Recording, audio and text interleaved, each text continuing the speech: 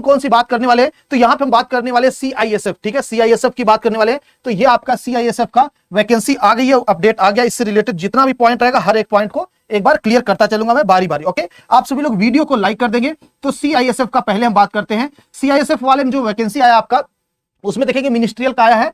तो ये नोटिफिकेशन आपका रिलीज जो 8 सितंबर 2022 को, उसके बाद ऑनलाइन जो फॉर्म भरना स्टार्ट होगा 26 तारीख से, यानी नोटिफिकेशन आपका आ गया, अभी फॉर्म भरना स्टार्ट नहीं हुआ है। बात करेंगे लास्ट डेट आपका 25 अक्टूबर का। इसके बाद मैं BSF का बात करूंगा। अभी मैं CISF से स्टार्ट करता हूं क्योंकि यहां पे आपका फिजिकल का कोई सीन नहीं है, लेकिन हाँ BSF में आपका फिजिकल का है, लेकिन बहुत मिनिमल है, कोई भी दे सकता है, बहुत टफ नहीं, बहुत मुश्किल नहीं है। एग्जाम डेट की बात किया जाए तो इसके बारे में अभी अपडेट नहीं दिया गया, यानी बताया जाएगा। टोटल वैकेंसी इसमें 540 है। और जब बात होती है डिफेंस, सिर्फ डिफेंस की बात किया जाएगा तो वहां पे कैटेगरी वाइज यानी कि आपका जनरल, OBC, SC ST का रोल नहीं होता है। बट जब ये जॉब होती है CISF की बात करें, BSF, यहां पे थोड़ा सा आपका रोल देखने को मिलेगा।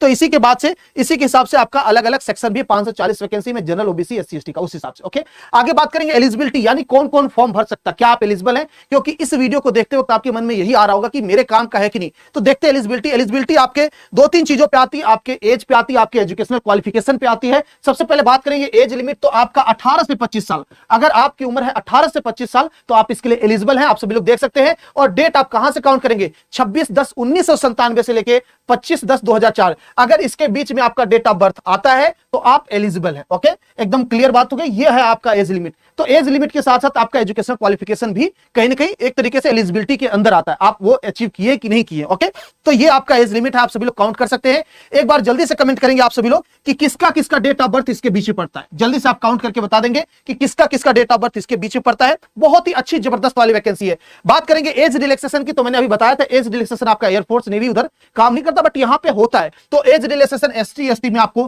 5 साल तक का देखने को मिलता है, OBC में 3 साल देखने को मिलता है, और अगर डिपार्टमेंटल कैंडिडेट है तो 45 साल तक, मतलब ठीक है ना, होता है 40 साल तक। आगे बात करते हैं हम सब लोग एजुकेशनल क्वालिफिकेशन, क्योंकि दूसरा क्वालिफिकेशन होता है, एलिजिबिलिटी होती है, वो होती है एजुकेशनल। मैंने आपको बता दिया एजुकेशनल क्वालिफिकेशन में जो आपका असिस्टेंट सब इंस्पेक्टर का है, स्टेनोग्राफर जिसको बोलते हैं, ये आपका इंटरमीडिएट यानी 10+2 जिसको बोलते हैं, इंटरमीडिएट 12वीं पास, और साथ ही साथ आपको डिक्टेशन 10 मिनट, WPM टाइपिंग, ठीक है, ये टाइपिंग एक तरीके से, ये टाइपिंग है आपका, टाइपिंग आपका 10 मिनट में 80 WPM से स्पीड से होना चाहिए, और आपका ये होता है डिक्टेशन, ठीक है, और ट्रांसक्रिप्शन आपका 50 मिनट में और 65 मिनट इन हिंदी, ठीक है, ये आप देख लेंगे। कंप्यूटर ऑन कंप्यूटर, ठीक है, हाँ वही कंप्यूटर की बात करो मैं भी ठीक है, टाइपिंग की बात कर रहा हूं। आइए हेड कांस्टेबल की बात करते हैं, तो ये भी 12वीं प्लस 12वीं मांगते हैं, और कंप्यूटर टाइपिंग क्या 35 WPM और हिंदी 30 WPM, ठीक है, ये टाइपिंग आपका मांगेंगे क्योंकि जॉब के प्रोफाइल से आपको लग गया होगा। बट टाइपिंग यहां पे मांगते, BSF में नहीं मांगते, ठीक है, मैं पहले बता दूं, ये वाली जो CISF वाली जॉब है ये टाइपिंग पे है, BSF वाली नहीं है। तो किसी को टाइपिंग नहीं आती है तो भी इंतजार करे, उसके लिए भी अलग से वैकेंसी है।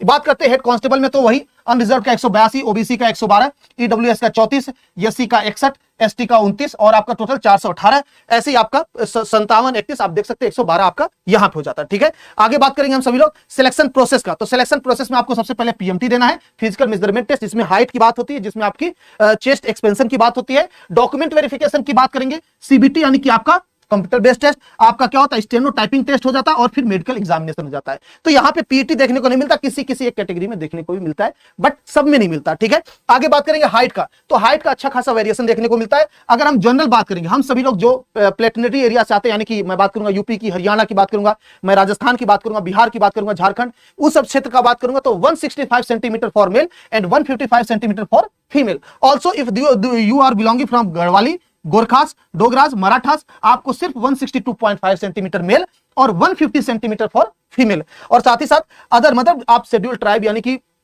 उसे जंगली इलाके से, आदिवासी इलाके से आते हैं, तो आपको वही सेम एज पे एलिजिबिलिटी मिलती है, ठीक है। तो ये आपका एज, वो देख सकते हैं एज बोला हाइट पे, ठीक है, ये आपकी हाइट है। सिलेबस की बात करेंगे, बिल्कुल एक सेकंड दीजिए बस, सिलेबस में भी आते हैं। चेस्ट का एक्सपेंशन जैसा आप लोगों को पता है डिफेंस में चलता है, +5 का एक्सपेंशन चलता है।